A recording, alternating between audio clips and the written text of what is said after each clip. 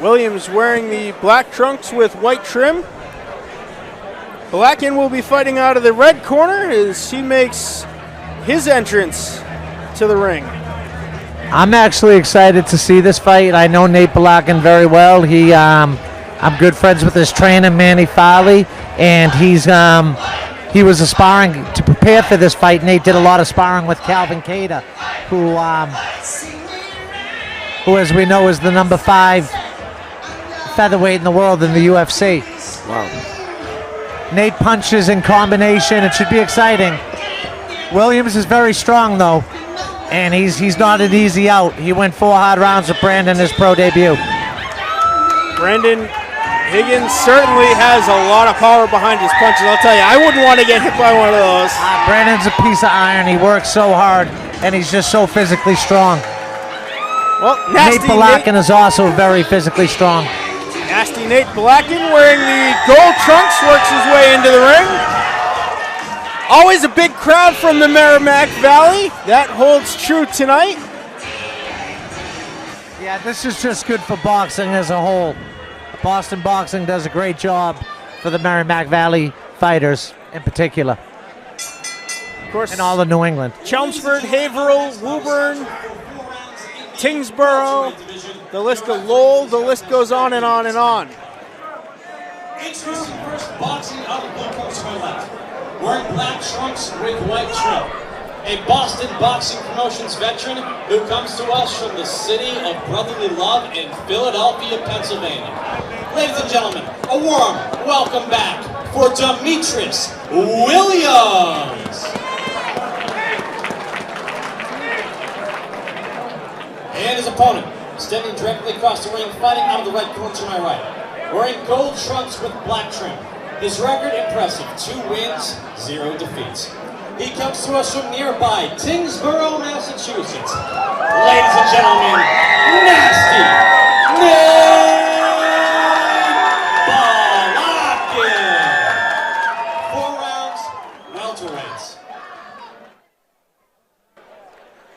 All right, so Demetris Williams out of Philadelphia, Pennsylvania. Nate Balakin out of Tingsboro, Massachusetts.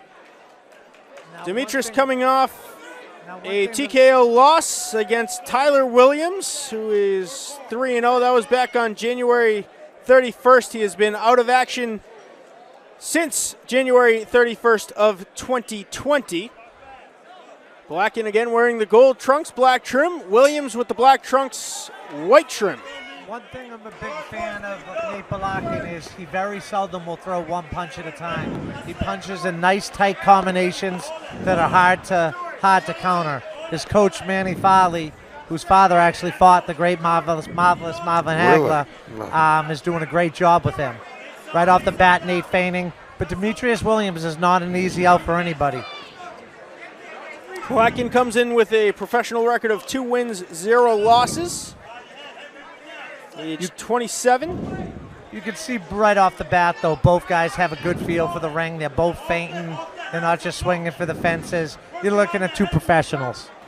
Balakin has defeated Ubaldo Lara and Jader Alves de Oliveira. Jader on the card a little bit later.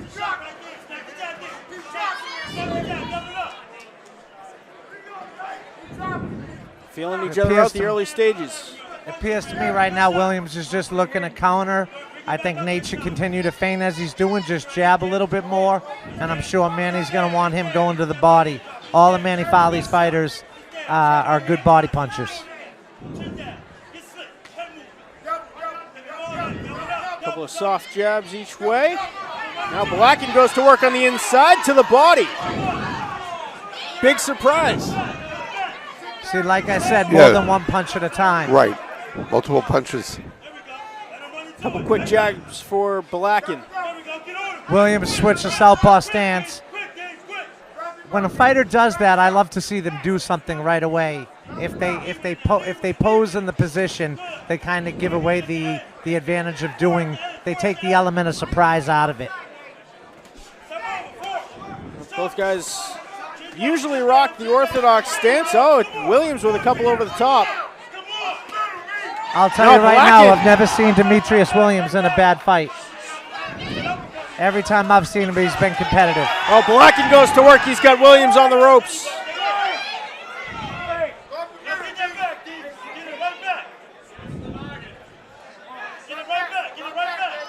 Referee Tommy Clark. One of the better referees in New England. I don't think we've seen a Boston boxing promotion show now. Balakin gets Williams in the corner, goes to the body, and starts pounding the rib cage. Referee Tom Clark, who's been at every single Boston boxing promotions event that I have ever attended, is in the squared circle as referee for the second consecutive Boston boxing promotions fight. I just want to see Nate use his jab a little bit more. I think if he uses his jab right like that. Balakin's been known to lead with the jab. That opens up a lot of opportunities. The first round has come to an end. Sean, we'll start with you. What did you see that you liked, and what did you see that both fighters might need to work on in the Well, Williams later stages? is going to have to get busy if he wants to win the fight. He's, in my opinion, he was just strictly looking to counter, and it looks to me as though he's just trying to time Nate with one shot. I don't see him trying to score points and win rounds, but he is a very strong guy. With Nate, I'd just like to see him come in a little bit more behind his jab, which I'm sure my friend Manny Farley's telling him to do right now. And when he gets on the inside, attack the body. Because one thing we found out about Demetris Williams with Brandon Higgins is he's slipperier than he looks. He's not so easy to hit to the head, so the body is where Balakin's focus should be.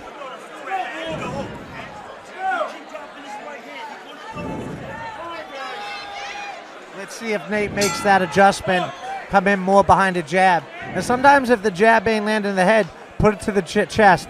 I always tell my fighters, it's the only punch, the jab. Fighters got to watch their heads there. But the jab is the only punch in boxing that doesn't have to land to be effective. If you're negotiating the space and range and dictating the space and range behind the jab, it's effective, whether it's landing or not. Williams, to his credit, much more aggressive this round.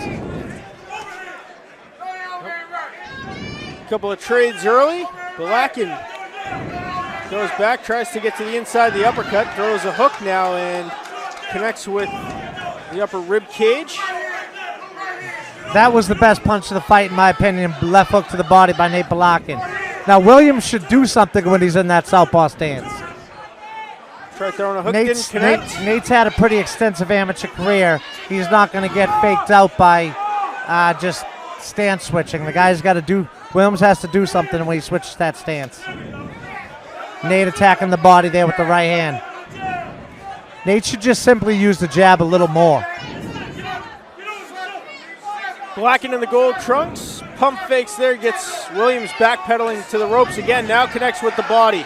Now right there, that type of work right there, if that continues, I think Nate will put himself in position and maybe stop Demetris Williams, which would make a statement.